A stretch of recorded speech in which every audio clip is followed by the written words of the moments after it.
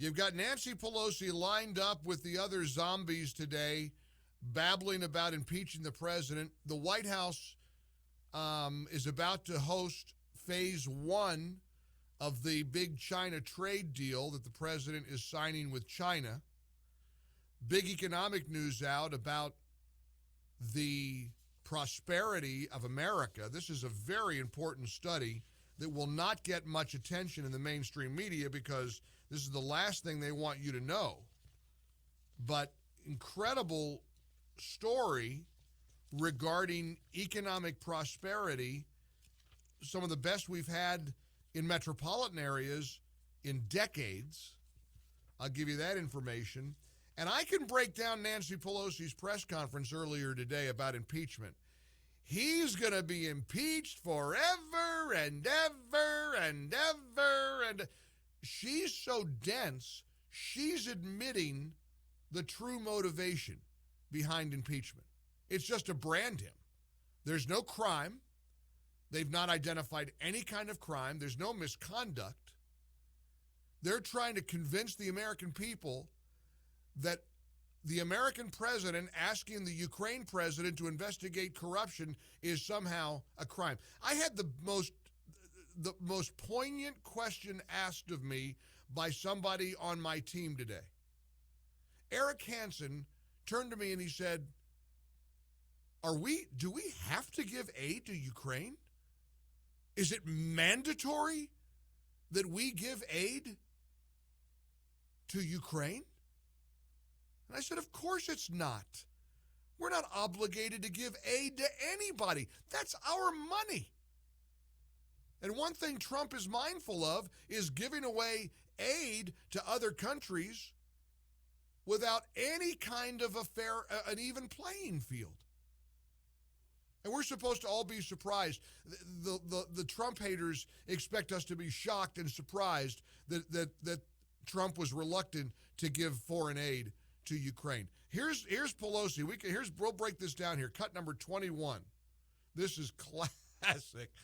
She started out earlier today babbling about Abraham Lincoln and 77 years ago. I mean, I'm not kidding you. It absolutely is incoherent.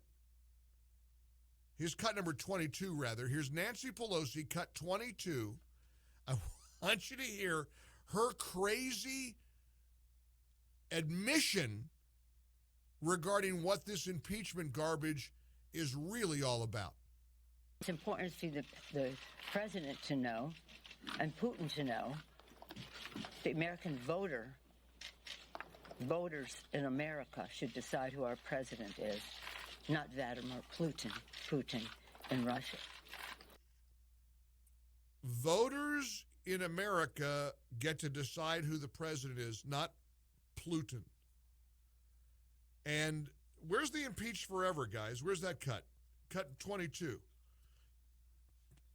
We got the cuts mixed up here. I want you to hear Pelosi's admission that about Trump being impeached forever, because that's her new thing now. That's what she's been saying for the last few weeks. He's been impeached forever.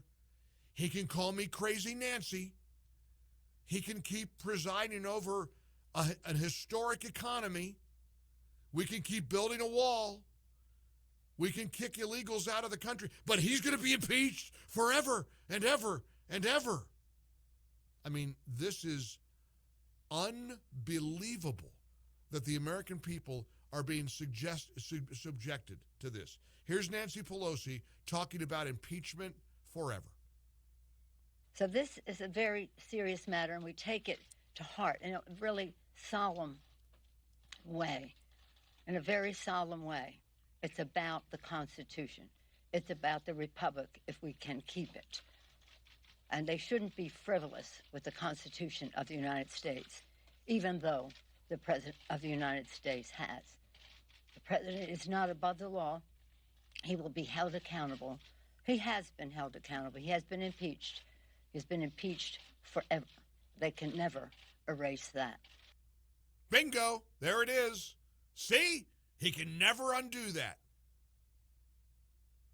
Nancy Pelosi, ma'am, I'm sorry.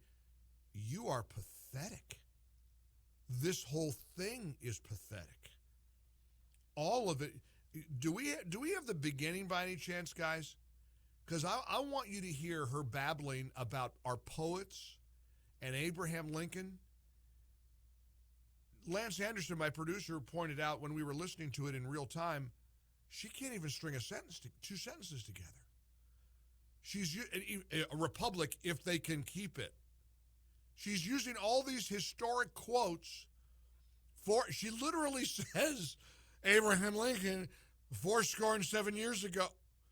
I mean, this is like comedy. And I don't know what's wrong with her. I mean, the president calls her Crazy Nancy.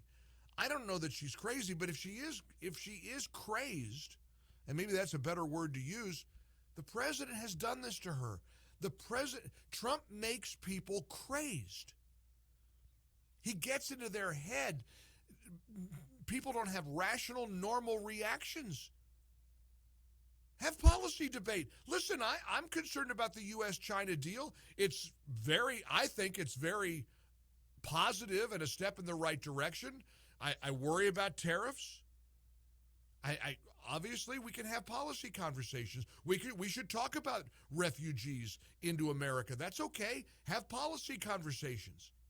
We could talk about tax cuts. We could talk about an economy. We could talk about, what kind of policies are working, what aren't. But none of their reactions are rational to this man. They're irrational. They are over the top. And what a comparison today. What a political contrast. Amazing that this is a feast of the eyes and the ears and the soul. The Democrats standing there looking like, again, just zombies. They're extras in the Night of the Living Dead movie.